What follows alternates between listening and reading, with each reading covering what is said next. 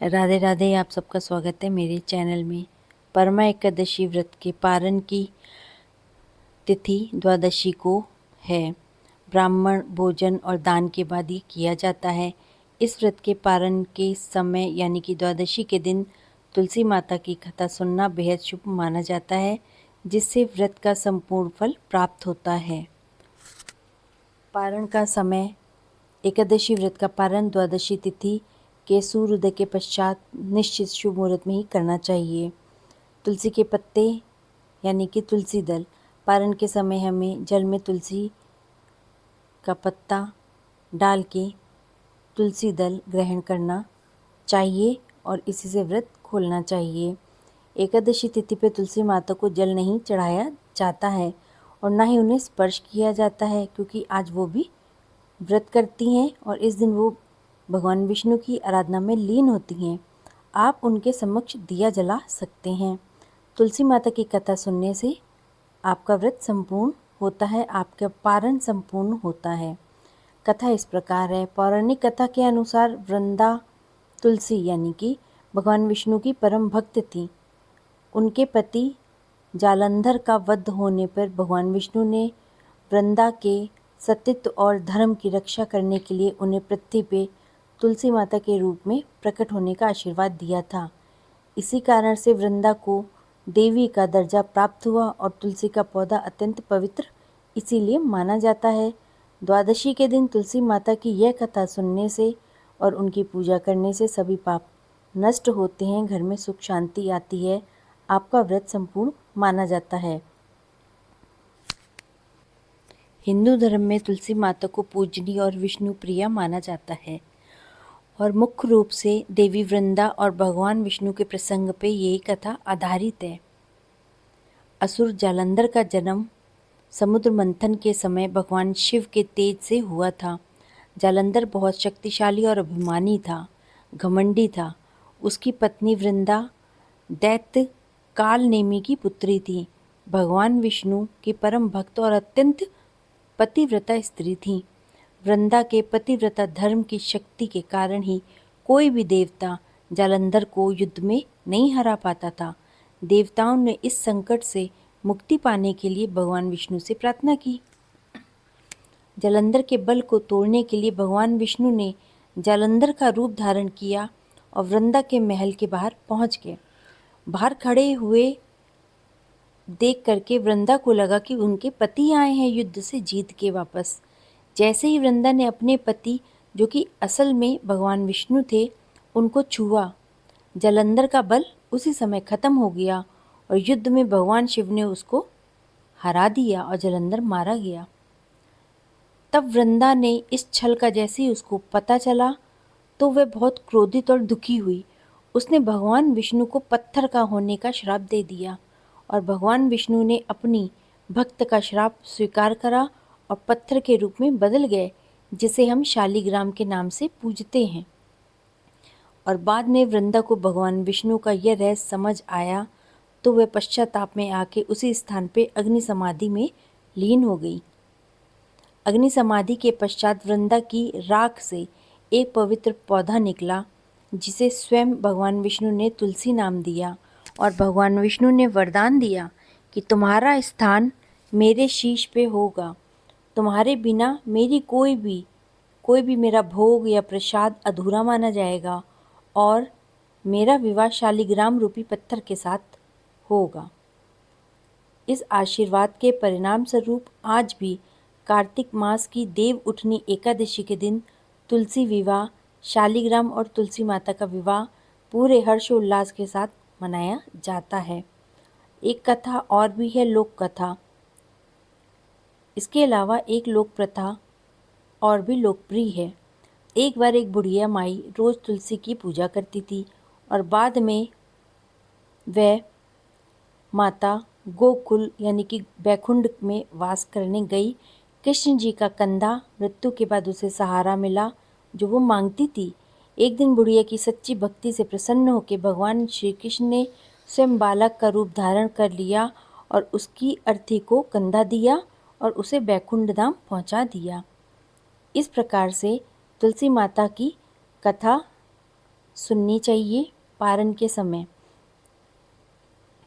एकादशी के दिन तुलसी के पौधे में जल नहीं चढ़ाया जाता है, बल्कि उसकी जड़ में गाय के घी से दिया जलाया जाता है। धूप सिंदूर अक्षता चढ़ा के उनकी पूजा की जाती है। लेकिन एकादशी वाले दिन पत्ता नहीं तोड़ा जाता है, परंतु द्वादशी वाले दिन भगवान विष्णु को भोग लगाने के लिए तुलसी दल का होना अति आवश्यक है। आज अधिक मास की परमा एकादशी मनाई गई है। एकादशी की तिथि अपने आप में ही अत्यंत पवित्र और महत्वपूर्ण मानी जाती है। इस दिन पूजा करने से परम पुण्य की प्राप्ति होती है। धार्मिक मान्यताएं हैं कि वैज्ञानिक दृष्टिकोण से भी यह व्रत बहुत ही ज़्यादा पुण्यदायी है और शरीर के लिए बहुत अच्छा माना जाता है। लेकिन हम बात करेंगे कि साल में जब सामान्य 24 एकादशियाँ आती हैं, परंतु अधिक मास या पुरुषोत्तम मास जब लगता है तो इनकी संख्या 26 हो जाती है, यानी कि 26 एकादशियाँ पड़ती हैं। अधिक मास में आने वाली एकादशी विशेष रूप से अधिक फलदायी पुण्यदायी मानी जाती है।